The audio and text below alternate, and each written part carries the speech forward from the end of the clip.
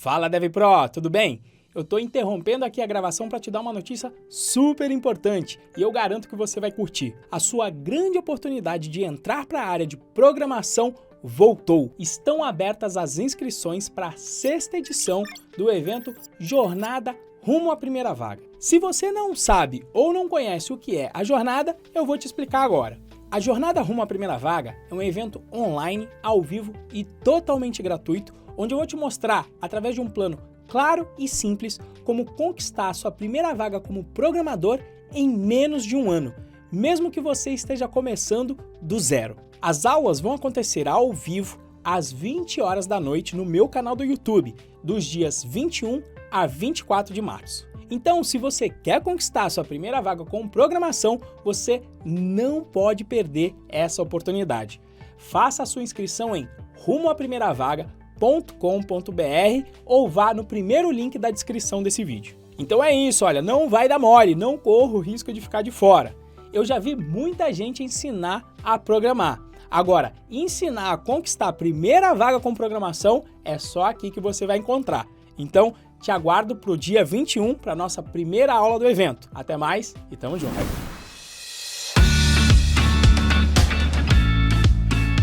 Boa noite para você que está aqui para mais um episódio do podcast DevPro.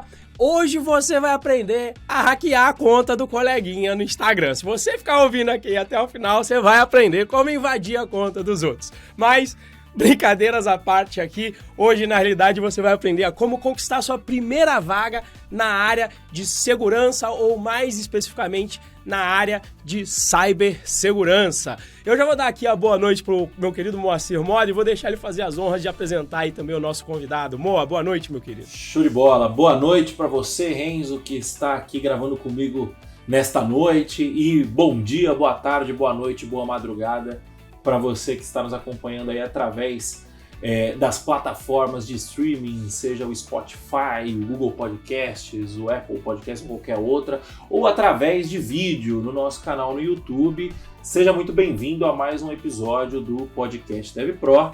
E hoje, como o Renzo já nos introduziu aqui, né, a gente vai aprender como hackear as coisas, já aprender como que o hacker faz para poder conseguir a senha do Instagram, para poder conseguir a senha do Facebook, para poder hackear carteira de Bitcoin.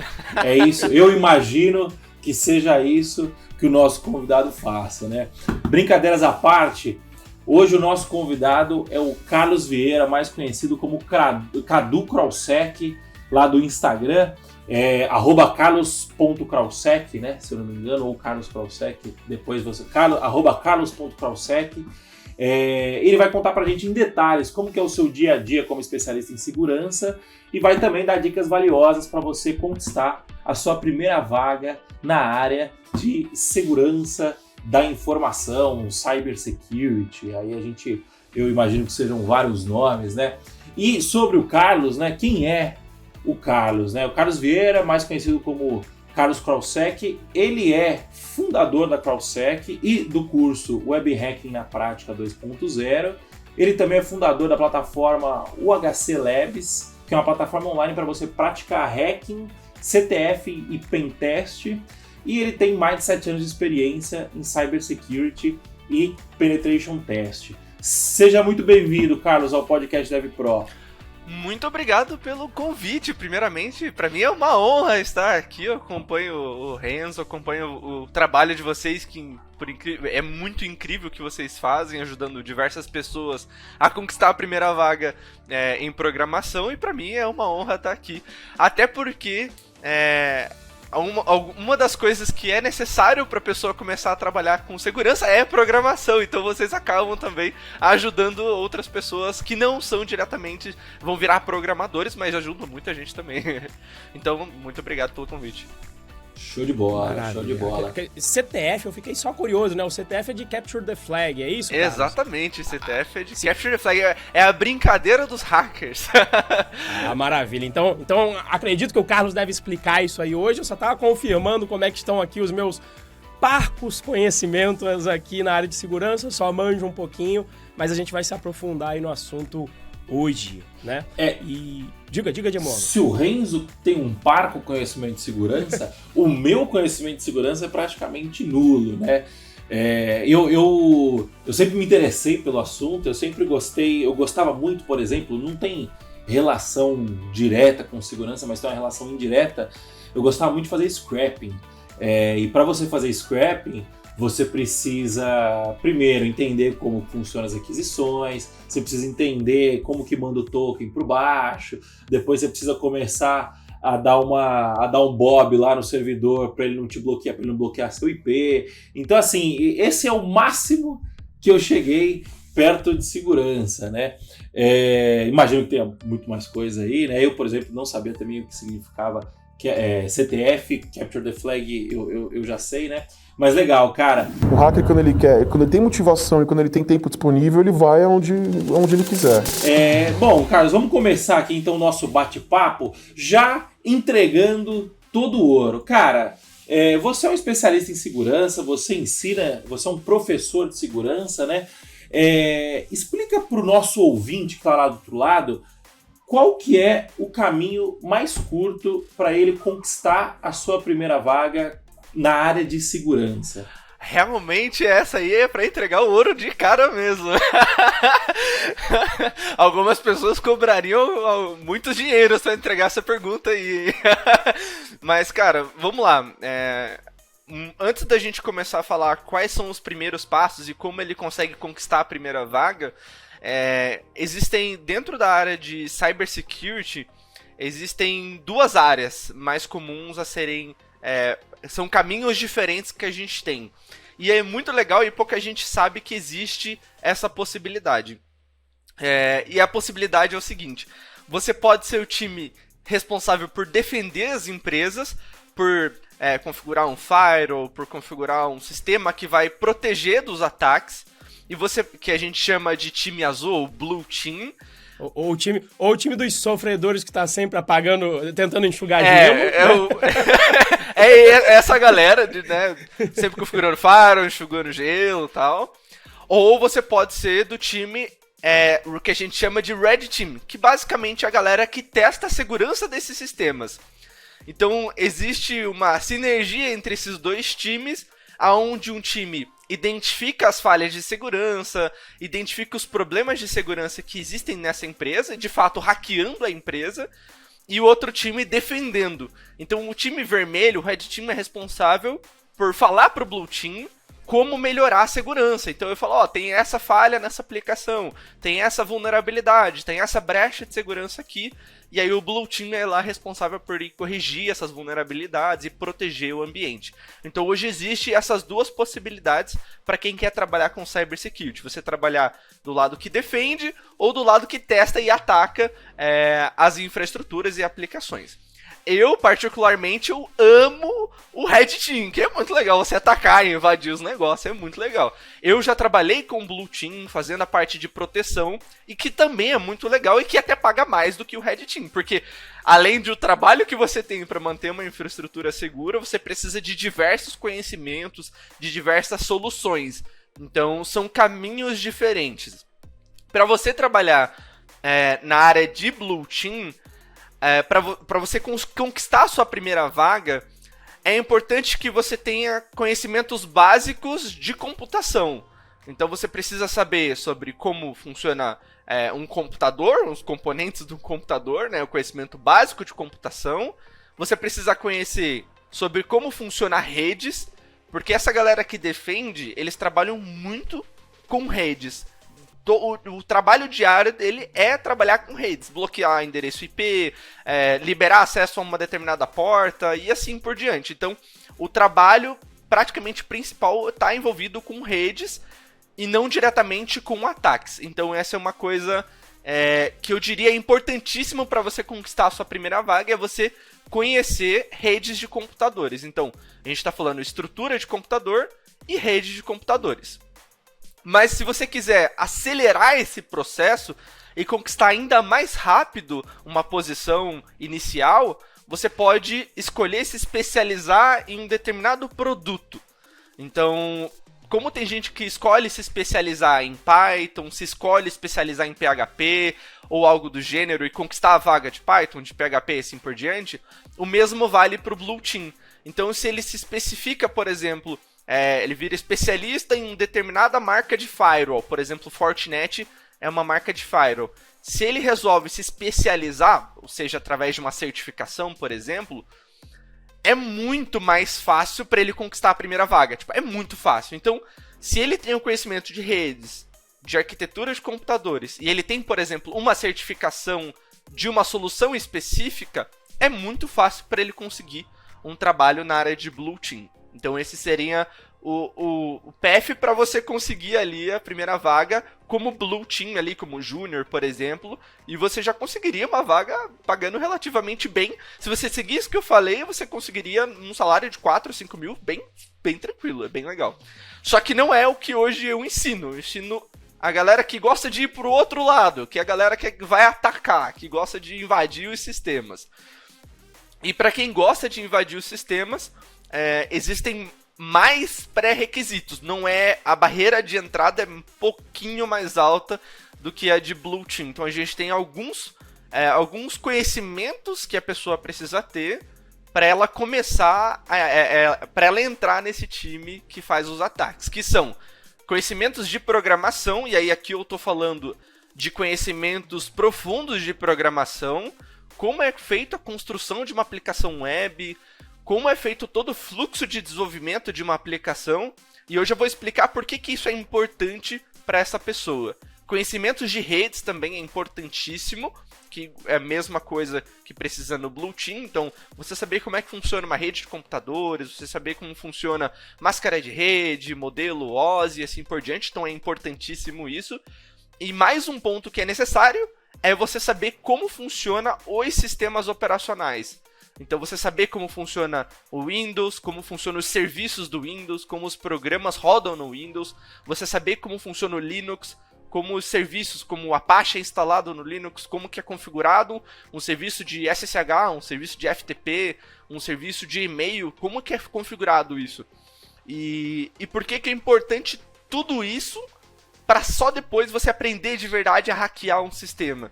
Porque o hacking de verdade, o hackear, ele é a desconstrução de alguma coisa. Então pensa que o desenvolvedor, ele constrói uma aplicação. Então ele vai lá, ele vai construir uma página, ele vai construir um back-end, tem todo um processo de construção daquela aplicação. E o trabalho de quem está testando a segurança daquela aplicação é fazer a engenharia reversa daquela aplicação, entender como aquela aplicação funciona, para poder identificar os pontos de falhas e vulnerabilidades existentes daquela aplicação. Seja numa aplicação web, numa aplicação desktop, seja um servidor. Então, por isso é importante todos esses conhecimentos, porque você precisa ter esses conhecimentos para fazer essa engenharia reversa. Então, muita gente acha que, e é muito disseminado também isso, que as pessoas, é só você baixar o Kali, que é uma distribuição que tem uma série de ferramentas prontas, onde você consegue executar essas ferramentas e ela, de uma forma automatizada, vai identificar falhas de segurança em algumas aplicações. Você pode pular tudo isso que eu falei, você pode pular tudo isso, baixar o Kali, instalar o Kali, pegar uma ferramenta e rodar, e ele pode achar uma vulnerabilidade, uma falha de segurança, uma aplicação feita por um desenvolvedor. Isso pode acontecer. Só que o problema é que quem tá fazendo isso, ele não faz ideia do que tá acontecendo, sabe? Então por isso é importante todos esses passos que eu falei antes de você aprender hacking de verdade. Então, para você entrar no Red Team, é necessário todos esses conhecimentos que eu falei. Você precisa aprender programação, precisa aprender redes, precisa aprender sistemas operacionais, para daí, de fato, você aprender a hackear um sistema. Na verdade, a última parte fica até mais fácil quando você tem esses conhecimentos. É muito fácil eu explorar o processo de autenticação de uma aplicação quando eu sei como funciona o processo de autenticação de uma aplicação. É fácil eu identificar as falhas de segurança, sabe? É fácil eu ver o Renzo lá utilizando JWT, por exemplo, na aplicação dele, e eu entender como foi feita a implementação daquele JWT, porque eu sei como constrói uma aplicação com o JWT. Então é fácil eu fazer a engenharia reversa e achar os pontos de falha, sabe? Então, basicamente esse é o path que eu recomendaria pra quem quer começar em Red Team. Sim, não é fácil. Todo mundo acha que, não, é muito fácil, né? Vou lá entrar, baixar o Kali e fazer, mas realmente tem todo uns pré-requisitos necessários pra daí você começar. E eu acho muito legal. Sim, é bem mais legal você atacar do que você defender. E eu falo isso com experiência, porque eu joguei bola a minha vida inteira e eu era goleiro. Então o que acontecia é que o atacante ele precisava de um lance só. Ele precisava. Se ele chuta a bola no gol, sei lá, 30 vezes, ele erra 29 e acerta 1, ele tá ótimo, né? Assim, ele vai ter sucesso no objetivo dele, né? Caso termine 1-0, por exemplo.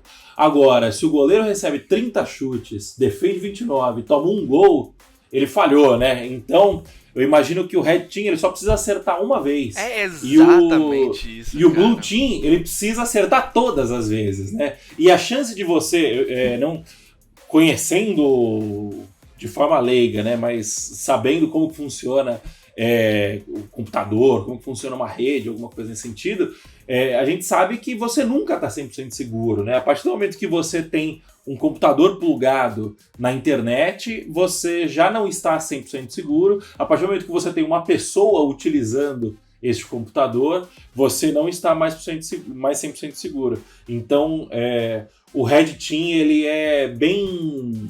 Ele leva os louros, né, no fim do dia, enquanto o Blue Team, ele joga na defensiva e a bomba sempre vai acabar estourando do lado dele, né? Cara, e essa analogia que você fez é sensacional, porque é exatamente isso, e você traduz os gols para vulnerabilidades. Então, imagina que existem 30 vulnerabilidades que existem numa empresa. O Blue Team precisa defender e identificar essas 30 vulnerabilidades. O Red Team só precisa explorar uma dessas vulnerabilidades para conseguir entrar no ambiente. Então é exatamente isso, cara. O Red Team ele só precisa de uma vulnerabilidade para ele conseguir entrar no ambiente. Enquanto o Blue Team ele precisa se prevenir e bloquear todas as vulnerabilidades de todos os ataques de todas essas vulnerabilidades. Então é bem mais complicado mesmo. Enquanto o Carlos estava falando aqui, quando você perguntou da primeira vaga, né, amor? Eu notei a similaridade com o que a gente fala aqui, né, Carlos? A gente tem um lema que para a pessoa conseguir a primeira vaga mais rápido, ela tem que focar em uma área da programação, uma linguagem, um framework. E mais ou menos você deu os conceitos básicos que a pessoa precisava saber, no caso ali do Blue Team e também pro Red Team, e depois você foca em uma ferramenta só. E eu acredito que também a ideia é que você possa ir explorando, porque até você falou, é mais fácil entrar primeiro no Blue Team, porque os conhecimentos, pelo que eu entendi, não precisam ser tão abrangentes quanto do Red Team. Mas nada impede de você começar no Blue Team, como, pelo que eu entendi, você começou, e depois migrar pro Red Team, porque até mesmo do que eu entendo de segurança, né? O cara do Blue Team, ele tem que estudar várias coisas e todas as vulnerabilidades que o cara do Red Team também vai ter que estudar. Então, no fim do dia, quando ele começar a se desenvolver no time do Blue Team, ele vai conhecendo também as formas de ataque, né? E, de repente, vai tomando mais ciência para depois poder fazer uma migração pro Red Team, se for o caso. Tô correto aí na minha avaliação? É mais ou menos por aí? Cara, é isso. Eu comecei no Blue Team e foi muito interessante porque quando eu entrei no Blue Team, eu conheci várias coisas que eu não sabia que existia, várias proteções que eu não sabia que existia. Então eu conheci sobre o Web Application Firewall, conheci sobre o Firewall de rede, o Firewall de borda, eu conheci sobre várias soluções de proteção que eu nem sabia que existia, CIEM, um monte de coisa. E é muito legal essa experiência que você adquire trabalhando no Blue Team, porque você vê a galera fazendo ataque, porque eu trabalhei numa empresa que era bem grande, então eu via um monte de gente atacando no nosso ambiente e as técnicas que aquelas pessoas estavam utilizando para explorar o nosso ambiente, vulnerabilidades e tal. Eu falei, nossa, que legal esse negócio. Então eu fui aprendendo muita coisa no Blue Team, e quando eu fui pro Red Team, eu tinha já um conhecimento de... eu sei qual proteção tem lá. Eu sei como até burlar essa proteção que tem lá, entendeu? Então foi exatamente esse o caminho que eu fiz. Realmente eu comecei pelo mais fácil. Depois eu fui pro Red Team. E aqui tem uma coisa, eu não conhecia os termos Blue Team e Red Team, então foi uma coisa que que eu conheci agora, o sistema de cores, e também me lembrou um outro sistema de cores que eu conheço, porque eu tenho um outro amigo hacker, meu amigo Reginaldo José, que também já me deu aí algumas aulinhas, o que eu sei de segurança é por conta dele. E aí quando você está falando em atacar, eu lembro do que o Reginaldo me falou do tal do White Hat e o Black Hat. Então quando você está falando em atacar, você consegue dar um contexto pra gente só nesse atacar? Porque você tá falando, de repente você tá falando atacar e o cara tá falando, como assim ele tá atacando e tá trabalhando numa empresa? Né? Isso, pô, tá atacando, não é contra a lei atacar, então explica aí pra gente esse contexto e também o contexto de o que é um Black Hat, que seria um chapéu preto, e um White Hat, que seria um chapéu branco, né? Então, pelo jeito, o sistema de cores é muito utilizado aí na área de segurança. Né? Domina bastante. Então, a gente tem... Quando eu digo que soa realmente muito esquisito pra uma pessoa, até pra uma empresa falando, como assim eu vou contratar um hacker pra trabalhar na minha empresa? Que história é essa, sabe? E basicamente... O hacker, na verdade, não é uma pessoa do mal como ele é divulgado na mídia. A mídia usa muito essa palavra, hacker, e dissemina essa palavra de uma forma incorreta. O hacker só é uma pessoa que ela tem muito conhecimento de computação e utiliza esse conhecimento para poder fazer a desconstrução de aplicações. Só que aqui existe uma nuance entre você ser do bem e entre você ser do mal. Qual é a diferença? Quando eu testo uma aplicação de uma empresa que eu não tenho a autorização daquela empresa, eu estou cometendo um crime. Hoje no Brasil existe uma lei dizendo que se o Renzo subir um site e eu invadir o site do Renzo, eu não tenho uma autorização formal, escrita, assinado um contrato dizendo que eu posso testar o site do Renzo. Se não existir isso, isso é um crime. E o Renzo pode me processar e eu posso ir preso por ter feito isso. E quando eu faço algo que eu não tenho a permissão para fazer, eu sou considerado um Black Hat, porque eu estou fazendo por vontade, para eu ter vantagem, né? Por vantagem pessoal, seja para vantagem financeira, vantagem de status, seja qual vantagem seja, até para roubar o código que o Renzo está fazendo, por exemplo. Então, existe muito disso e isso, obviamente, é crime. Então, as pessoas que a gente chama de Black Hats são os hackers que cometem crimes na internet, são criminosos, tá? Então, quando você escutar a palavra Black Hat, associa essa palavra a criminoso. Então, é uma pessoa que está cometendo um crime na internet, é um criminoso, ok? E o White Hat é uma pessoa que ela é contratada pela empresa para testar a segurança dos aplicativos, da infraestrutura daquela empresa. E aqui, o contratar pode ser de várias formas. Eu posso ser um CLT contratado, e aí a gente chama essa pessoa que é contratada CLT, ele vira o Red Team da empresa. Então ele vira parte do time vermelho, que vai testar a segurança daquela empresa e reportar, criar relatórios para serem enviados para o Blue Team. E aí essas pessoas que trabalham de forma correta, têm um contrato assinado, recebem para fazer isso, recebem muito bem inclusive, essas pessoas a gente considera elas de White Hat. Então você vê empresas como, por exemplo, o Facebook, o Google, Netflix, tem programas que a gente chama de Bug Bounty, que a gente pode discutir um pouco mais pra frente, e o nome do programa de Bug Bounty do Facebook é White Hat. E se você digitar, acho que facebook.com/whitehat, existe lá até um disclaimer do Facebook muito legal sobre, e aí ele vai dizendo que, ó, se você é White Hat, você pode, ó, a gente tá dizendo que você pode testar o nosso sistema, e se você achar uma vulnerabilidade no nosso sistema, a gente vai te pagar em dólar, se você achar uma falha de segurança. Então, como eu falei, você pode ser pago CLT, eu posso ter a minha empresa, que presta uma consultoria para uma outra empresa. Então, uma empresa vai contratar a minha empresa para eu testar a segurança daquela empresa. Então, basicamente, a empresa me contrata para hackear ela. Então, isso pode ser meio confuso para algumas pessoas, né? Tipo, mas por que uma empresa faz isso? Por que uma empresa me contrata para hackear essa empresa?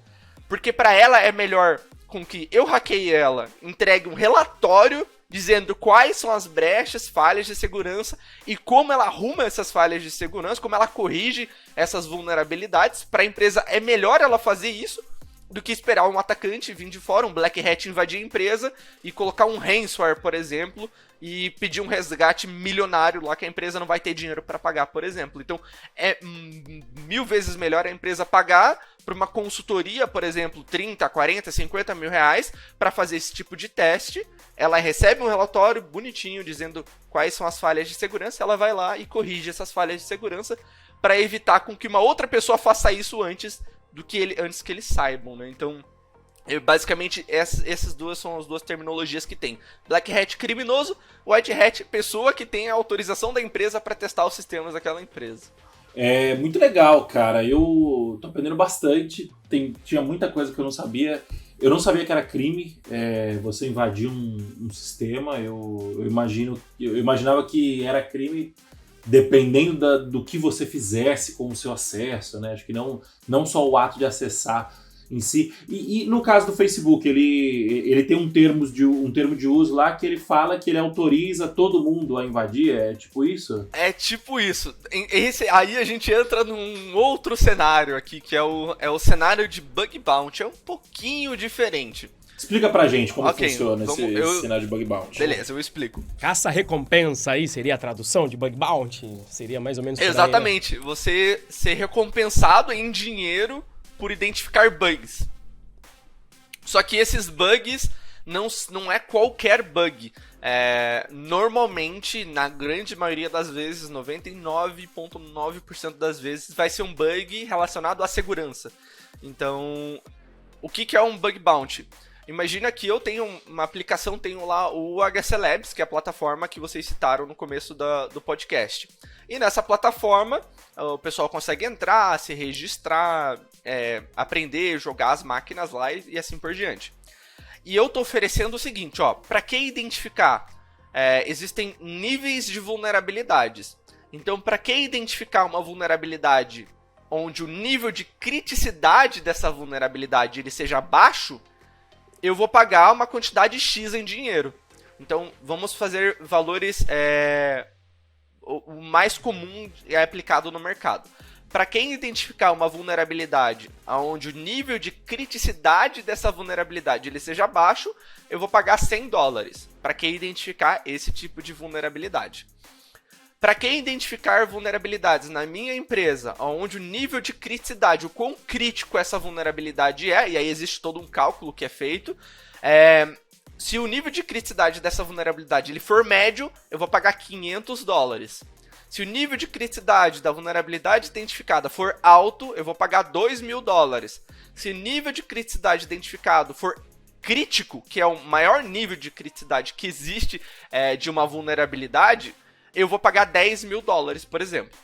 Então, isso eu faço com que as pessoas que estejam utilizando a minha plataforma e até outras pessoas, elas comecem a me reportar as falhas de segurança que existem na minha aplicação. Eu pego esses relatórios que foram enviados por essas pessoas, eu corrijo as vulnerabilidades, né, que eles reportaram, e eu pago essas pessoas, de verdade. Eu vou lá e pago essas pessoas como uma forma de recompensa, de obrigado por eles terem me avisado que existia essa vulnerabilidade no meu ambiente. E aí hoje existem plataformas que fazem isso, essa intermediação entre os especialistas que estão testando os sistemas e as empresas que querem que os seus sistemas sejam testados pelos especialistas. Então hoje a gente tem, por exemplo, a HackerOne, que é a maior plataforma hoje do mundo de Bug Bounty, muito grande. Quando eu digo HackerOne, tem lá dentro... As maiores empresas de tecnologia estão lá dentro da HackerOne. Então, você, como um pesquisador, você pode entrar lá, se registrar, e lá vai ter uma abinha chamada Directory. E dentro do Directory vai aparecer todas as empresas que tem lá para você poder achar as falhas de segurança. E cada uma dessas empresas, a empresa que escolhe o quanto ela vai pagar por cada vulnerabilidade. E aí você, como um pesquisador, você vai falar, opa, essa empresa não tá pagando muito não, então não vou procurar vulnerabilidade nela. Opa, essa empresa aqui tá pagando muito bem, então é essa aqui que eu vou procurar falha de segurança. Então você consegue entrar na empresa, lá no programa de Bug Bounty da empresa, e aí todo o programa ele tem política. E aí dentro dessa política ele diz o que você pode testar e o que você não pode testar. Então a gente chama de escopo e fora do escopo. Então, dentro do escopo do programa de Bug Bounty, é definido quais URLs, quais aplicações, quais APIs, quais endereços IPs que você, como especialista, pode testar aquela infraestrutura daquela empresa. E aí tem a quantidade de pagamento para cada nível de criticidade daquela empresa. Então é muito legal. E aqui no Brasil, existe uma plataforma brasileira chamada Bug Hunt, e essa plataforma bughunt.com.br é uma plataforma onde tem empresas brasileiras, onde pesquisadores brasileiros conseguem se registrar nessa plataforma e testar empresas brasileiras. Então isso é bem bacana. Então esse é o fluxo que acontece do Bug Bounty. Então hoje, por exemplo, eu já reportei várias vulnerabilidades para várias empresas de Bug Bounty, e isso é muito legal, porque muita gente consegue ganhar, várias pessoas conseguem ganhar uma boa grana com o Bug Bounty, porque existem pagamentos pequenos, como eu falei, tipo de $100, $500, e aí tem os pagamentos já que é um pouco mais interessante, tipo $1.000 por uma falha de segurança que você achou. Então, se você achou 2 falhas de segurança, vão ser 2 pagamentos. Se você achou 3 falhas de segurança, vão ser 3 pagamentos. Então, se você achou 3 falhas críticas, e cada falha crítica vai pagar $1.000, você vai receber $3.000, que é tipo equivalente a R$15.000 hoje, né? Então, é bem legal porque o pessoal consegue ter esse nível de teste, sabe? É bem bacana. Então, dá pra fazer aí uma renda extra, digamos assim, testando segurança de aplicações de outras empresas. Se você manter uma constância de você testar sempre, você tá sempre identificando vulnerabilidades, você consegue ter uma boa renda ali só com Bug Bounty. Bacana demais. Tem meu melhor amigo de faculdade, né? Ele trabalhou 1 ano só fazendo Bug Bounty. Começou em paralelo com o trabalho dele. E aí ele foi começando a achar os problemas. Ele participou primeiro de um CTF que colocaram, de um Capture the Flag que colocaram no Hacker News. E aí ele gosta muito, ele foi resolvendo, ele falou, pô, legal. E aí ele viu que o pessoal falou que aquele CTF estava difícil. Aí ele falou, calma aí, se a turma tá achando difícil e eu consegui desenrolar, eu tô achando que dá. E aí ele começou a fazer em paralelo e ele começou a achar um nível de bugs que começou a ele ganhar a mesma coisa que ele ganhava na empresa. Ele falou, cara, faz sentido eu agora me dedicar 100% para isso. Né? E culminou com ele ganhando, acho que é o maior prêmio de Bug Bounty até hoje do Facebook. Ele conseguiu lá como que é? Code Remote Execution. Né? Um RCE, Remote Code Execution. Nossa, isso aí é loucura. E no sistema de login deles, né? Que onde é crítico, né? E aí ele me contando dessas histórias, que ele passou a noite, ele, putz, eu acho que eu encontrei aqui, chegou na zona cinzenta, falou, opa, tô quase aqui no Code Remote Execution, vou parar porque vou chegar aqui no núcleo, vou parar aqui um pouco para dar uma descansada, mas já vou enviar o relatório do que eu consegui fazer aqui pro Facebook, vou dar uma almoçada e volto, e aí na hora que eu voltar, eu vejo se eu consigo chegar E mais além. Isso, se eu consigo chegar na execução do código mesmo e brincar aí no nível de Code Remote Execution. Quando ele volta do almoço, o patch já tinha sido feito, né? E aí iam pagar um prêmio para ele que não era de Code Remote Execution, né? E ele falou, não, assim, vou confiar em vocês aí, os passos que eu ia fazer, agora que eu voltei do almoço, seriam esses. Você consegue fazer aí para ver se eu ia conseguir o acesso? E aí o cara fez lá, o cara do Facebook, do Blue Team, então agora que é o seu nome, do Blue Team, pegou os passos que ele falou que ia fazer e falou, você ia conseguir executar aqui. Você ia conseguir tomar conta do nosso servidor, então a gente vai subir aqui o valor do Bug Bounty.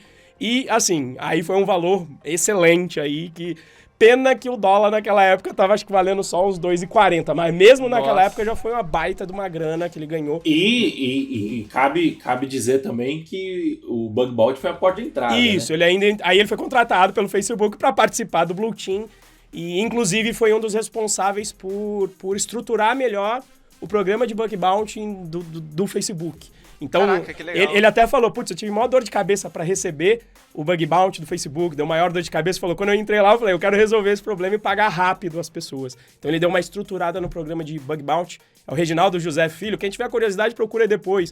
O Hacker do Bem, aqui no manual do G1, isso foi lá para os idos de 2011, 2012, por aí. Foi bem quando o Facebook lançou, 2011, 2012, foi bem quando o Facebook lançou o programa de Bug Bounty deles, bem no começo. Ele começou achando sempre esses mais pequenininhos em Google, achou falha em Drupal, e aí até o momento, e justamente ele me falando, olha, foi com esses conhecimentos de Drupal, etc., que ele viu uma forma de ataque, viu que o Facebook utilizava XML, que era um ataque que ele tinha dado no Drupal, que ele falou, será que não dá para usar algo parecido para atacar o sistema de login no Facebook? E é aí que começa a brincadeira. Né? Que massa, cara. E ele até brincava, ele falava, mesmo. Renzo, vem pra área de segurança, é muito mais legal destruir que construir, Renzo. Eu falava, rapaz, eu gosto de construir, apesar de tudo. É gostoso, eu gosto de programar também, tipo, eu ainda tenho um pouco de programador dentro de mim, sabe? É gostoso, realmente é gostoso você construir as coisas, é legal mesmo. Mas ele tem um pouquinho de razão que também é legal você conseguir acesso, sabe? É muito interessante. O desafio é legal, né? É. Esse lance de você atacar tem um negócio do desafio, né? Como eu tava falando no começo antes de eu continuar, para quem quiser saber mais sobre a história do amigo do Renzo, né? Ele entrevistou o Reginaldo no episódio 107, se eu não me engano, que foi ao ar dia 6 de janeiro de 2022. Quem quiser ouvir mais sobre a história dele, esse episódio tá bem legal. E o lance de destruir versus construir, né? Tem um negócio do prazer em resolver o problema, né? Para quem já assistiu House, né? O Dr. House, a série do médico, ele não dando um pequeno, não é spoiler, né? Isso é a base da série.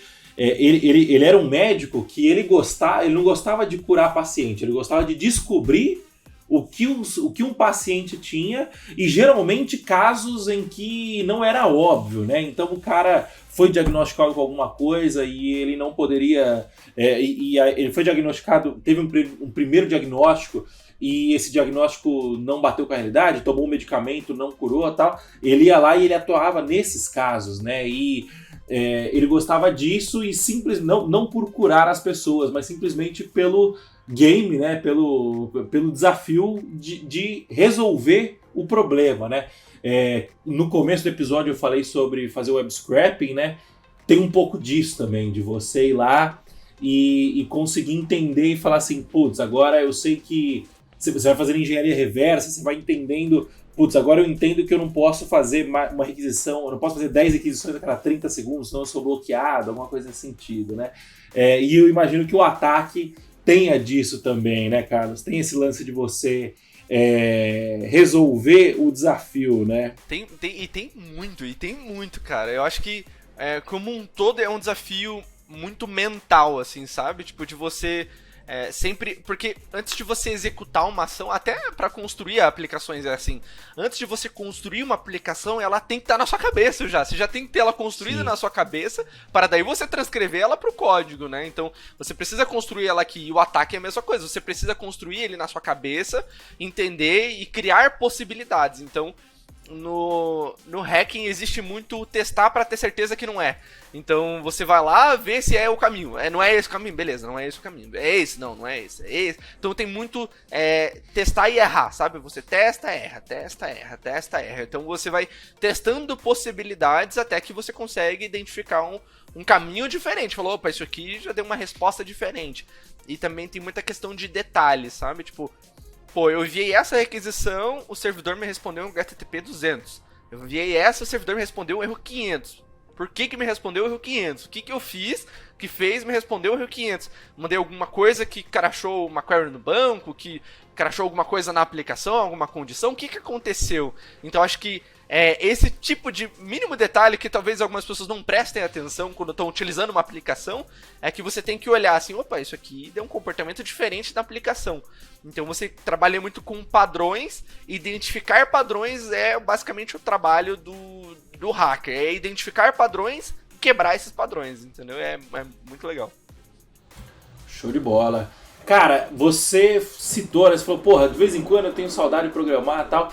Você começou programando e aproveitando, emendando na pergunta, o especialista em segurança, ele precisa saber programar, e o que ele precisa saber programar, né? Nossa, ótima pergunta. Sim, eu comecei programando, eu tive uma startup de programação, cara. Na verdade era um RP a gente fez integração para emitir nota fiscal, controle de fluxo de caixa, e controle de estoque, fornecedor. Nossa, é sério, eu acho que todo programador um pouco mais antigo sempre teve, vou desenvolver um RP, entendeu? E aí vai lá e desenvolve um RP, tem muito disso, e cara. E aí uma vez pra nunca mais. Na faculdade é o controle da biblioteca e na vida real é um controle de estoque aí. Sempre tem, né, cara? E aí quando você precisa integrar com o governo, com a impressora de nota fiscal, esse tipo, aí você vira e fala assim, não quero mais. Não me lembra disso, cara. Aí você me lembrou um negócio que escorre uma lágrima, aquelas impressoras. Nossa, aquelas impressoras, meu Deus. Aí, ok, desenvolvemos lá uma solução em PHP para fazer integração com o governo, fazer emissão de nota fiscal e tal, beleza. E, cara, muito legal, fizemos a aplicação, tudo, tinha os clientes e tal, mas não era o que eu queria. E aí, nesse meio tempo, enquanto eu tava nessa startup, eu comecei a trabalhar, fazer estágio na área de suporte. Eu comecei no suporte formatando computador. Então eu entrei no suporte numa empresa de educação aqui de Curitiba, eu sou de Curitiba. Então eu entrei no suporte dessa empresa e lá eu aprendi muito, tipo, muito. No suporte você aprende muita coisa quando você tá no suporte. Você aprende, tipo, desde, obviamente, como lidar com o usuário final, mas também você aprende uma skill importantíssima pro Red Team, que é uma outra skill importantíssima, que é a habilidade de fazer troubleshooting, de você identificar os problemas e resolver os problemas. Então, o usuário chega para você com um determinado problema, você tem que diagnosticar, entender o problema e resolver o problema do usuário. Então, começar com aquele famoso, já desligou e ligou aí? Já desligou e ligou? Que funciona na maioria das 70% das vezes, né? Já verificou se o computador tá ligado na tomada? Já ouviu uma dessas também. Tem uns problemas de usuário, assim, né? Entre o teclado e o computador, né? Às vezes. E aí... Então essa foi uma habilidade. Então enquanto eu programava, assim, já fui programador, já desenvolvi uns negócios aí. E também trabalhava no suporte. E no suporte tinha um cara especificamente que estava fazendo faculdade. Eu ainda não tinha começado a faculdade, ele já estava fazendo a faculdade. E enquanto ele estava fazendo a faculdade, ele falou, tô estudando isso, tô estudando aquilo. E ele foi me passando alguns materiais de programação bem legais, sabe? Tipo de lógica, vários materiais de C e assim por diante. E aí eu comecei a desenvolver mais a minha skill de programação ainda. Eu já tinha uma base, não todo o conhecimento de programação, mas já tinha uma base legal de programação. Mas eu dei uma boa aprofundada em lógica de programação, entender de verdade como um computador funciona, sabe? Processador, como é que funciona a alocação de memória. Então é muito legal porque C te dá muito essa visão, assim, de como funciona a estrutura de um computador. Porque você tem que fazer tudo, entendeu? Ele não faz pra você tem que fazer literalmente tudo. Você quer alocar a memória? Então vai lá, aloca a memória e depois preenche o dado na memória lá que você quer fazer. Então C tem muito isso e me deu muita base pra aprender. Beleza, passou tudo isso, do suporte eu fui promovido, aí depois do suporte eu virei analista, e aí depois fui para a área de segurança, e assim por diante, aconteceu um monte de coisa. Mas respondendo a pergunta do Moacir, sim, você precisa saber programação. Você é especialista de Red Team. O Blue Team eu recomendo, eu até brinco que às vezes todo mundo tinha que saber programação, porque... sei lá, até o cara que cuida de redes, ele consegue automatizar uma tarefa dele em Python. O cara que é de infraestrutura, ele consegue automatizar uma tarefa dele em Python, por exemplo. O cara que é de qualquer área, ele consegue automatizar muita coisa em Python, sabe? Então, eu brinco que todo mundo tinha que aprender programação. Mas, sim, é pré-requisito para a área de Red Team, de hacking, você saber Python. Python e programação no geral, né? Você precisa entender como uma aplicação é construída, precisa saber a programação, precisa saber PHP, mas especificamente Python, porque Python é muito utilizado no hacking, tipo, muito. Se não a linguagem mais utilizada para fazer scripts e para escrever os exploits. Então, quando você vai explorar uma falha de segurança, uma vulnerabilidade, normalmente você faz isso através do que a gente chama de exploit. Um exploit basicamente é um pedaço de código que explora uma funcionalidade de uma aplicação ou de uma infraestrutura e assim por diante. E na maioria das vezes a gente escolhe a linguagem Python pela facilidade e pela rapidez para escrever esses códigos que exploram as vulnerabilidades. Então hoje existem diversas ferramentas de segurança que são escritos em Python. Então é bem bacana. Então sim, precisa saber programação sim. Eu tava aqui com... Eu tava com um livro, eu ganhei da Novatec, ele, putz, tá aqui dentro agora, que era o... Se eu não me engano era... um amigo meu tinha lido, que era o Violent Python, e aí era sobre segurança, e eu acho que eu tinha o Black Hat, eu acho que era Black Hat, apesar do nome Black Hat ser acionável como criminoso, eu acho que o cara fez de propósito pra dar um chamariz. Black Hat pra chamar atenção. Isso, Black Hat Python eu tinha aqui. E aí, com a pergunta da Moacir, eu também queria perguntar o inverso, né? O quanto que... Será que um cara que programa, ou seja, o cara que constrói, qual é o nível de segurança que ele precisa saber? Ele precisa saber algum nível ou deixa por conta do Blue Team que tá ok? Né? Ele que se vire para cuidar da segurança. Como é que você vê essa situação, você estando do outro lado aí, digamos? Eu tô do lado de quem constrói, mas eu queria saber a tua visão sobre quem constrói software. Se é necessário saber pelo menos um pouquinho de segurança, e se tiver esse pouquinho, o que seria esse pouquinho aí? Cara, perfeita pergunta, ótima pergunta. Sabe por quê? Cara, hoje existem muitos programadores, vários programadores. Mas ainda assim não supre a necessidade do mercado, mas tem bastante programador. Sim. Só que os programadores que trabalham nas empresas e que têm conhecimento de segurança, eles ganham mais do que os outros programadores. Sabe por quê? Porque a empresa economiza muito dinheiro. Porque quando um cara desse trabalha nessa empresa, o conhecimento que ele tem de segurança na construção de uma aplicação, consequentemente, essa aplicação ela vai ser mais segura lá na frente, quando for para produção e assim por diante.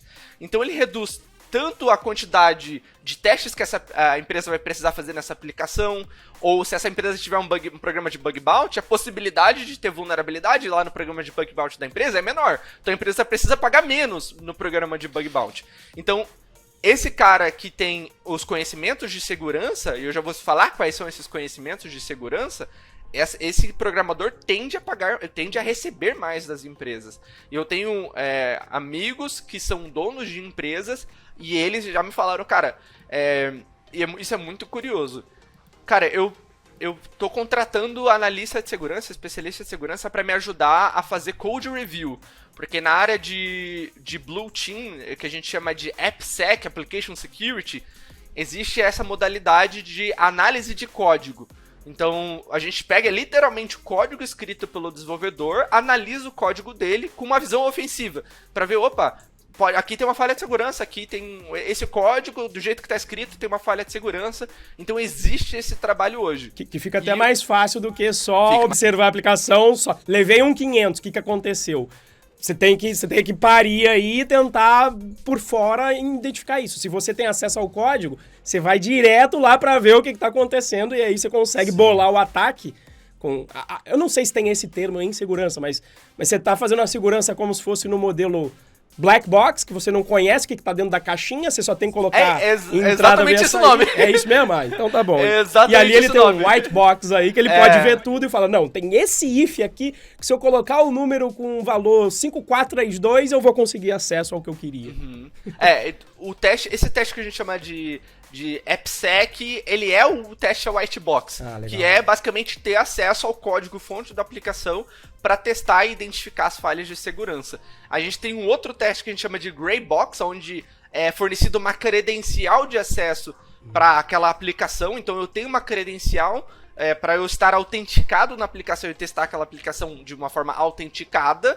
E aí tem o Black Box, que daí não tem credencial, não tem nada, ele precisa testar no escuro mesmo. Então existem essas diferenças. Legal.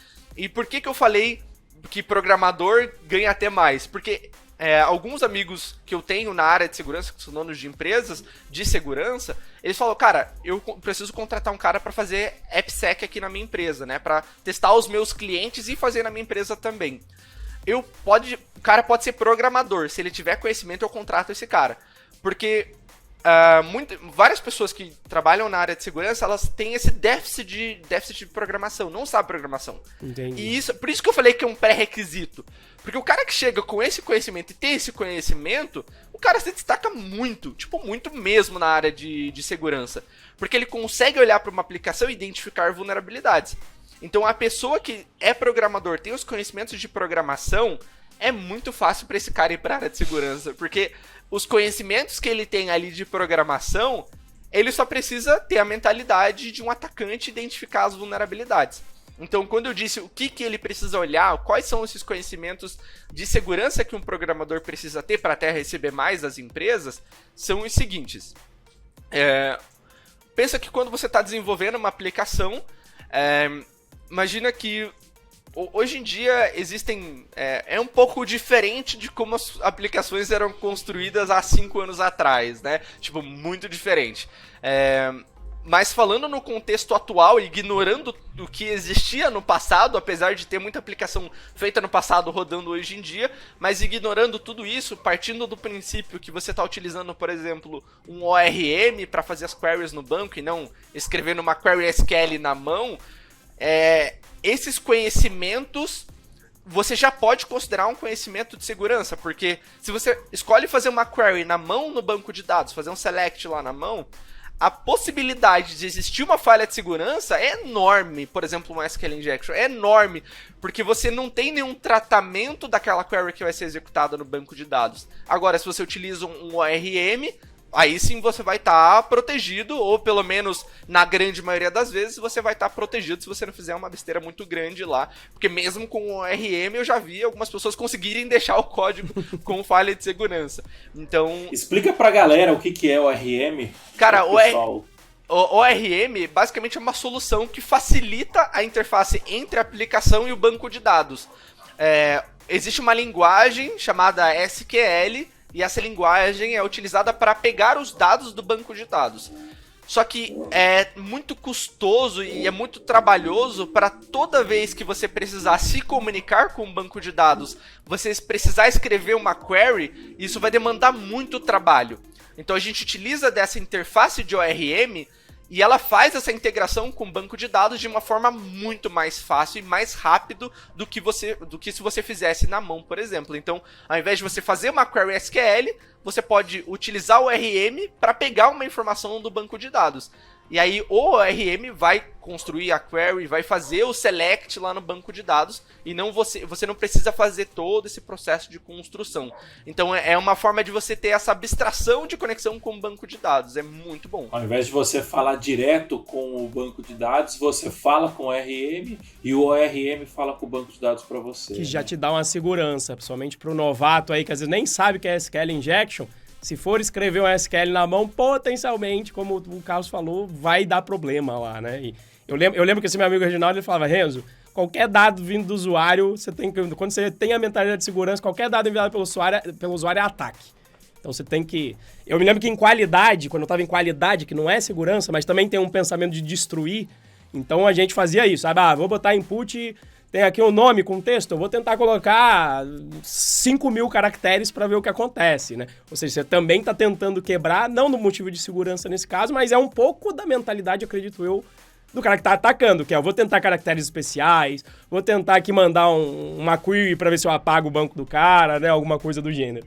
Cara, isso é muito legal porque esse é um dos princípios da segurança. Tudo que vem do usuário não é confiável. Você nunca deve confiar num dado enviado para o usuário. Da mesma forma que você nunca deve validar os dados só no front-end.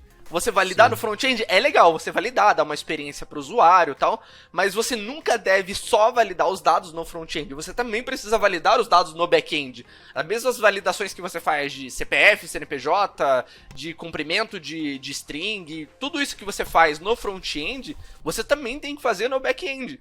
Porque você tem que partir do princípio que tudo que vem do usuário não é confiável. Então esse é um primeiro princípio muito importante para o desenvolvimento de aplicações. Tudo que vem do usuário não é confiável de forma alguma. Então essa é a primeira coisa. Então você saber analisar código, você mesmo olhar e parar e analisar o seu próprio código. Só que para isso é importante você ter o conhecimento de quais vulnerabilidades existem. E existe um guia muito legal que pode te ajudar nisso e eu falo desse guia daqui a pouco. Tá bom.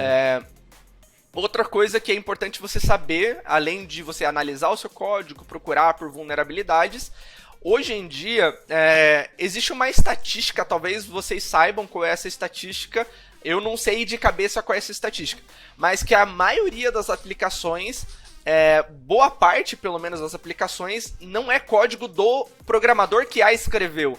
É um código de um terceiro, né? É uma biblioteca, é um framework, e o código escrito de fato pelo desenvolvedor, ele acaba sendo praticamente mínimo perto das bibliotecas que existem numa aplicação. Então hoje existe uma estatística de algumas porcentagens, eu sei que é uma porcentagem bem alta, que o código de uma aplicação, eu lembro que era mais de 70%, ele não é escrito pelo desenvolvedor que criou aquela aplicação. Então é uma biblioteca de terceiro, é um framework, então isso é bem interessante. Por quê? Quando você está utilizando uma biblioteca que vai fazer uma ação para você vai utilizar um framework, esse código foi escrito por outra pessoa, não é escrito por você. Sim. E como esse código foi escrito por uma outra pessoa, existe a possibilidade desse código escrito por essa outra pessoa existir uma falha de segurança, sim, correto? Correto. Então, qual é a grande sacada e a grande coisa que você tem que sempre prestar atenção no desenvolvimento de aplicações? Você prestar sempre atenção nas versões Você precisa gerenciar as dependências do seu projeto. Gerenciar a dependência não é só dar um pip install lá e ok, já acabou aqui, tá lá o requirements.txt e acabou meu projeto, tem tudo que eu preciso aqui. Não é só isso, você tem que sempre pensar que essas bibliotecas de terceiros, elas têm vulnerabilidades. E essas vulnerabilidades, elas são identificadas por pessoas que vão lá e reportam essas vulnerabilidades para aquela pessoa que criou aquele projeto, que é muito legal, que é utilizado por todo mundo. E aquele projeto, ele foi lá e corrigiu aquela falha de segurança. Só que se você, no seu projeto, não foi lá e fez um update daquela biblioteca que você está utilizando, o código que você tem está vulnerável.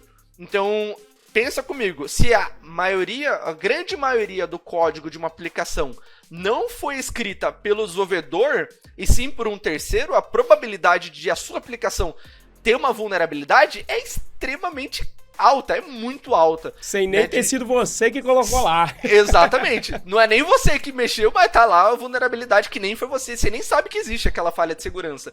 Aí você vai lá, tá lá fazendo todo o code review, tá olhando o seu código, tudo bonitinho, fala, não, tá tudo seguro o meu código. Então, se antes existia esse sentimento dos desenvolvedores falarem, não, meu código é 100% seguro. Com as bibliotecas de terceiro, porque tudo que ele vê é o código que ele escreveu. Ele não vê as bibliotecas dos terceiros. Então ele só vê o código que ele escreveu. Ele fala, mano, esse código que eu escrevi não tá vulnerável, não tem falha de segurança aqui. Mas existe a probabilidade de existir uma falha de segurança num outro componente que está instalado na sua aplicação. Você quer um exemplo que aconteceu agora no final de dezembro.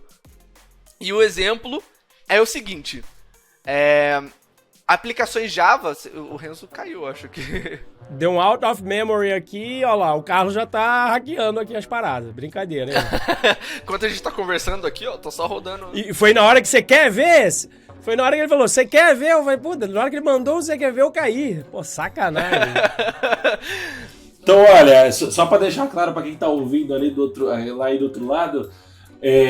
eu acho que o Carlos começou a invadir o computador do Renzo, porque a gente tava gravando aqui, o Renzo caiu do nada, e como que voltou, Renzo? Refresh na página, desliga e liga que funciona sempre, rapaz. Deu out of memory. Deu um out of memory, sim, eu acho que ele tentou, como que é, quando você estoura a pilha, eu esqueci o nome. É um DOS, tô fazendo overflow no browser do Enzo. Ou um Stack Overflow aí, pô. Ou um Hip Overflow, talvez, não sei. Mas, enfim, tem que tomar cuidado aqui. Cara, o Carlos estava falando sobre vulnerabilidade de versões, né? De você... Códigos de terceiro, eles são 70%, se a gente não se engana aqui, da aplicação de hoje em dia, né? Você instala muitos pacotes e tal, você precisa fazer esse controle de versão. Eu imagino, Carlos, que uma das formas mais utilizadas para se atacar seja olhando essas versões desatualizadas, né? Você ia comentar do Log4j, né? Exatamente. Cara, isso acho que foi a melhor coisa que já aconteceu pra gente poder usar de exemplo pros desenvolvedores sobre isso, né? Porque seu sistema você não tem um sistema aí com Log4j, né? Por isso que foi a melhor coisa pra você, porque pra quem tem... Olha só, cara, melhor... Sério, muito importante, porque eu falei, ó, se tua aplicação tá usando código de terceiro, existe a probabilidade de você estar vulnerável e tal, né? Ok, agora imagina o seguinte cenário, existia uma biblioteca chamada Log4j, e essa biblioteca Java era utilizada para fazer log, né? Então, eu quero fazer log de tudo que está acontecendo na minha aplicação para eu poder ter um log e saber tudo que aconteceu, quais erros aconteceram, quais problemas aconteceram na minha aplicação. E eu utilizo essa biblioteca Log4j para fazer esse log da minha aplicação. E quase todo mundo usa de Java, só by the way. Eu não vou dizer 100%, mas pode botar 99,99 muita coisa aí. Quem não usa Log4j usa System Out Print lá. Exato. E aí, beleza, então a gente tinha essa biblioteca que era utilizada, tipo, por muita gente. Tipo, quando eu digo muita gente, é tipo muita gente mesmo. Muita gente. Muita gente. É a principal biblioteca utilizada para fazer log em aplicações Java. É a principal. E aí, ok. Aí foram adicionando recursos nessa biblioteca. Então, foram adicionando recursos, colocaram mais um recurso, outro recurso. E aí, pô, vamos criar um recurso aqui onde existe a possibilidade de um dado que venha do usuário ser concatenado com o log. Então eu quero que apareça no log lá o nome do usuário, de qual usuário que deu erro. Então eu quero saber, deu esse erro, mas qual foi o usuário que fez aquela ação que causou aquele erro. Eu quero que isso apareça no log para ficar mais fácil para eu poder debugar. Então foi se criando funcionalidades para o Log4j, até que, por exemplo, uma pessoa que teve uma brilhante ideia falou, olha, e se a gente colocasse compatibilidade com a interface JNDI do Java, que é a interface que se comunica, por exemplo, com serviços que provêm dados, né? Então a gente pode se comunicar, usar o JNDI para se comunicar, por exemplo, com uma interface LDAP, para, por exemplo, pegar um dado lá do LDAP de um usuário do LDAP. Então, imagina o seguinte cenário. O LDAP só para deixar claro pro pessoal, né? O LDAP ele é como se fosse um banco de dados de usuários de uma empresa.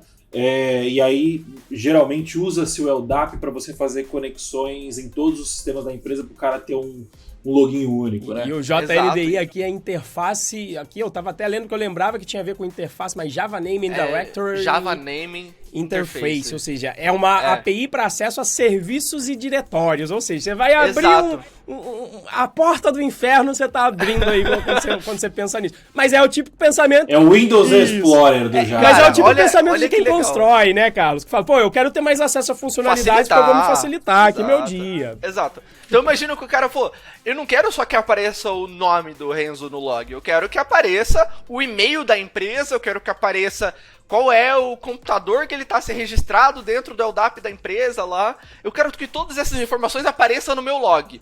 E ok, até aí não é de fato um grande problema, né? Só que o que de verdade aconteceu com o problema é que foi inserido no Log4j um parser.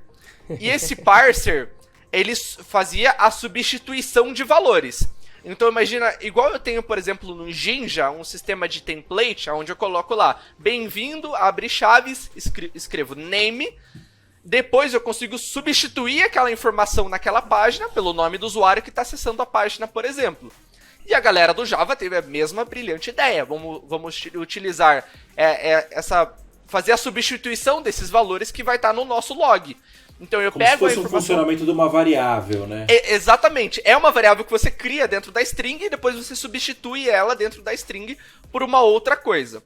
Só que aonde entra o problema do que aconteceu no Log4j? Imagina que nem eu falei, tá instalado o Log4j em todo lugar.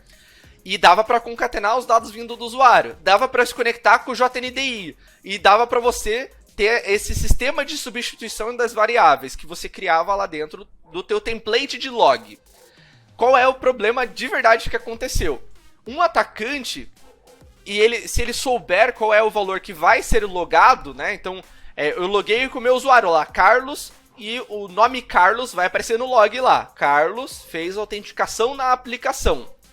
eu como um atacante, eu falo, beleza, e se eu substituir o nome Carlos na aplicação por uma payload, aí a gente chama payload, que basicamente é uma string que vai executar uma ação determinada, maliciosa, que a gente determina o que ela vai fazer, e essa string dizia o seguinte, ao invés de aparecer Carlos no log, eu quero que você leia a informação do LDAP. Só que, ou do LDAP, ou do RMI, que é uma outra interface do Java onde você armazena informações, você pode se comunicar com vários outros serviços utilizando o JNDI. Só que qual é o problema disso? Quando você utiliza a interface JNDI, e ela se comunica, por exemplo, com LDAP, RMI, o Java, ele tem um conceito que também existe em Python e outras linguagens, chamado de serialização de informação. Então eu posso pegar um objeto, uma classe em Java, e compactar essa classe em binário, e guardar essa informação em algum determinado lugar, num banco de dados, num arquivo, ou dentro do LDAP. Dá para você gravar dentro do LDAP essa informação também. Só que o Java, quando ele lê essa informação do LDAP e essa informação ela está serializada, ele identifica que está compactada essa informação lá no LDAP, ele faz o processo reverso, que é descompactar essa informação, que a gente chamaria de deserializar. Então ele vai fazer o processo de descompactação dessa informação. Só que a grande questão do JNDI é que ele pode se comunicar com qualquer host que vai de LDAP, por exemplo. Então ao invés de ele se conectar com o LDAP da empresa, eu, como um atacante, posso falar para ele, ó, eu tenho um servidor LDAP meu, então você faz o JNDI dessa aplicação e se comunicar com o meu LDAP. Me manda as informações todas aí do Nossa. sistema para mim agora. E aí, no meu LDAP, eu tenho um objeto e dentro desse objeto tem uma payload lá, maliciosa. E quando o Java ele for descompactar essa informação, quando ele for ler essa informação do meu servidor, ele vai executar um código dentro do servidor da empresa. Então, esse é o princípio lógico da vulnerabilidade. Mas por que isso é um grande problema de verdade? Por que todo mundo ficou desesperado com essa vulnerabilidade e saiu corrigindo? Porque várias soluções de diversas empresas, elas faziam log de tudo enviado por usuário. Tudo que o usuário enviava, ele fazia log. Se o usuário enviava um header lá na requisição HTTP dele, a aplicação fazia log. Então, tudo que era enviado pelo usuário era feito log daquela informação que era enviado pelo usuário. Então, lembra que eu falei que o grande problema é você nunca deve confiar nas informações que vêm do usuário? E esse foi o princípio que foi ferido, né? Imagina, a gente tem princípios de segurança. Então, esse princípio foi violado da segurança pelo Log4j, que foi pegar os dados que vêm do usuário e enviar direto para o log sem nenhum tipo de tratamento. Então, o usuário malicioso conseguia manipular as requisições enviadas e fazer uma execução remota de código e conseguir acesso remoto aos servidores dessas empresas. Então, foi aí uma etapa muito crítica de vulnerabilidade. Diversas empresas, AWS, nossa, Facebook, muitas empresas também estavam vulneráveis a essa vulnerabilidade. Eles saíram correndo para corrigir essa falha de segurança e, novamente, não era um problema que o programador do Facebook cometeu, não é um problema que o programador da Amazon cometeu, não é o problema. Era um problema de uma biblioteca de terceiro que estava instalado nas aplicações deles. Então, esse é o melhor exemplo que a gente pode chamar de supply chain attack. Então, quando você está falando de supply chain, é você utilizar as dependências de terceiros. Então, o supply chain attack é utilizar uma dependência de terceiro para invadir a sua aplicação. Só que, lembra que eu falei que o maior problema é o desenvolvedor não se preocupar em atualizar as dependências? O pessoal, por exemplo, que não sabe da existência dessa vulnerabilidade do Log4j, por exemplo, que a gente chama de Log4Shell, ele vai continuar utilizando o Log4j e vai continuar com a versão que existe essa falha de segurança por muito tempo, até provavelmente ele ser invadido e alguém hackear a empresa e assim por diante. Então, esses são os problemas que acontecem quando você viola esses princípios de segurança, sabe? E teve uma galera, né, que, pelo que eu lembro desse... Eu li por cima só o que aconteceu com o Log4j, mas eu lembro que o pessoal ainda demorou meses, né, pra soltar essa informação. Então, tipo, o pessoal corrigiu o pé, corrigiu. O cara que encontrou o cara que encontrou a vulnerabilidade, ele entrou em contato com o desenvolvedor corrigiu, e sei lá, demorou ainda coisa de meses para poder tornar pública essa vulnerabilidade para poder dar tempo do pessoal atualizar. Só que ainda assim tem muita gente, muita gente que continua usando uma versão defasada do Log4j. Então eu imagino que, primeiro, essa demora aconteceu justamente para a galera ter tempo de atualizar sem que isso se tornasse público. Não público, né? Porque já era público, mas sem que isso fosse divulgado, né? Com tanta... Divulgado especificamente como o ataque funcionava, sabe? Tipo, normalmente isso, exato. Tem a vulnerabilidade tal. E aí, beleza, isso é divulgado e tal. Mas aí, como o ataque funciona, é que daí demorou um pouquinho. E isso ganhou a mídia, né? Porque como uma coisa é você divulgar uma vulnerabilidade no site da Python Pro, que pouquíssimas pessoas vão ter interesse em... Que isso, infinitas pessoas não têm interesse, rapaz. Que isso? Na verdade, muitas pessoas têm interesse, com certeza. Com certeza. Não, eu por isso que eu falei poucas e não nenhuma. Eu sei que alguém com certeza tem interesse. Mas em comparação a quem tem o interesse em hackear o Log4j, eu ia falar Log4Shell, o Log4j muda completamente, né? Você tem o mundo inteiro. Eu imagino que já deva ter hackers russos escrevendo código que já deva ter, com certeza tem, escrevendo código que busque aplicações com Log4j e que faça ataques automatizados. Sim, tem muito, inclusive, tem muito. Então hoje é muito... O grande problema é o seguinte: imagina que eu tenho, por exemplo, uma solução que eu testei e eu sei que tem a falha de segurança, chamado VMware Horizon, que é uma solução da VMware para Virtual Desktop. Então, eu quero acessar o desktop que está lá dentro da empresa e da minha casa eu consigo acessar o meu desktop que está dentro da empresa. A gente chama de VDI essa solução. E a solução da VMware, chamada VMware Horizon, ela tem a vulnerabilidade do Log4j. E aí é muito interessante porque a VMware já corrigiu essa falha de segurança. Já tá peteado. Só que para a empresa entrar lá no software deles, porque tem um appliance que roda dentro da rede da empresa, eles precisam entrar naquele appliance, atualizar a versão daquele software para daí estar protegido contra aquela vulnerabilidade.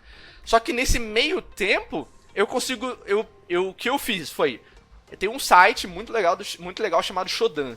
E nesse site eu consigo, por exemplo, eu quero saber praticamente todos os VMwares Horizons que existem na internet. Eu crio uma string lá, um hash, e eu consigo saber os que existem na internet. Então eu consigo filtrar e saber quantos VMware Horizon existem na internet. E quando saiu essa vulnerabilidade, eu vi, o VMware Horizon tem a falha do Log4j. Eu fui ver, aí tinha lá NASA, tinha um monte de empresa com essa vulnerabilidade. Eu testei na NASA e a NASA estava vulnerável ao Log4j. Então é muito legal porque... legal não para a empresa, para o Blue Team, né? Mas é muito interessante você notar esse tipo de vulnerabilidade, a escala que ela se tornou por conta de uma biblioteca de terceiro que estava instalado em diversas aplicações ao redor do mundo inteiro, utilizado por grandes empresas. Esses casos são famosos, né? Teve o programador de uma biblioteca de Node.js, se eu não me engano, que o cara colocou... o cara quebrou a lib dele porque ninguém dava dinheiro pra ele, porque ele usava o negócio. Só que acho que era uma lib também que não... Eu vi isso. Ela coloria o console do cara. Então, tipo assim, todo mundo usa, mas não serve pra nada, né? E aí o cara quebrou a build de um monte de gente. Aí o cara ficou, enfim, crianção, né? E, cara, legal, Carlos, eu vou precisar interromper o papo por aqui, apesar de estar muito bom. Acho que foi uma das entrevistas mais legais que a gente fez aqui no podcast Dev Pro. Com certeza vai ter uma segunda parte, porque a gente não conseguiu zerar nem metade da pauta que a gente tinha colocado aqui, cara. Já acabou? Como assim? Cara, a gente tenta manter primeiro de tudo, né? A gente tenta manter um horário aqui mais ou menos que não fique muito maçante. A gente não tem a audiência do Flow para conseguir fazer um episódio de 4 horas, né? Mas principalmente para deixar o gostinho de quero mais no nosso ouvinte que tá aí do outro lado e que se interesse pelo assunto, né? Então, cara, para finalizar, fala pra gente aí, faz o seu jabá, fala aí as suas iniciativas, onde que o cara pode te encontrar, como que as pessoas podem falar com você, Carlos? Beleza, cara, eu tenho um treinamento para quem quer se aprofundar mais em aprender a identificar vulnerabilidades em aplicações web. Eu tenho um treinamento específico para aplicações web, né? Então tem vulnerabilidade em nuvem, vulnerabilidade em infraestrutura, em redes, mas eu decidi me especializar em identificar vulnerabilidades em aplicações web, a maior quantidade possível de vulnerabilidades. E eu criei um treinamento específico para aplicações web. Então, se você quer aprender a identificar falhas de segurança em aplicações web, você pode entrar em webhacking.com.br. E lá tem todas as informações sobre tudo que você vai aprender, como você vai aprender, valores, o que você vai ter acesso, como você vai ter acesso e assim por diante. Então, uma coisa que eu prezo muito, até pelo nome do treinamento, que é Web Hacking na prática, é fazer as aulas na prática. Então, uma coisa que eu faço que é muito legal e que não existe em outro treinamento é que para cada aula existe um laboratório prático que precisa ser resolvido pelo aluno. Então, eu ensinei uma falha de segurança para esse aluno, ele precisa entrar no laboratório e invadir a máquina utilizando aquela vulnerabilidade. Então, eu ensinei para você hoje deserialização insegura, você precisa entrar e resolver aquele laboratório. SQL Injection, precisa entrar e resolver aquele laboratório de SQL Injection. Então, é muito legal porque você tem a prática necessária para você dizer, não, eu realmente sei explorar esse tipo de vulnerabilidade. Então, esse é o meu treinamento, webhacking.com.br, para quem quiser saber e tiver interesse na área de segurança. Show de bola. E no Instagram, como que o pessoal te acha? Cara, o meu Instagram é carlos.crowsec. Então é CROW sec de segurança. Crowsec. Show de bola, Carlos. Cara, mais uma. Renzo, quer falar? Eu queria. Se deixar, eu vou embora. Queria agradecer aí o Carlos, tá? Pela. Eu tinha curiosidade já de bater um papo, então a gente bateu a bolinha, a gente colocou lá o tema, alguém falou, eu queria saber de cibersegurança, falei, vou chamar o Carlos, já sabendo que você já tem um curso, que você fala bastante sobre isso. Sempre tive aí alguma certa curiosidade, como sou um construtor, mas estudei um pouquinho, pelo menos você tem que saber lá um XSS, um Cross-Site Request Forgery, né, para quem está construindo uma aplicação web. Você tem algum conhecimento? E, cara, foi um prazer ter você aqui com a gente. Queria te agradecer pela tua disponibilidade de tempo, de horário, de informações e deixar as portas abertas aí, com certeza, para ter um próximo papo para a gente ainda aprofundar mais. O pessoal tem que comentar, inclusive, se estiver assistindo por uma plataforma que tem a possibilidade de comentar, eu quero a parte 2. E comenta aí se você quer a parte 2 desse Show! Desse Inclusive o Carlos, um belo marqueteiro, né?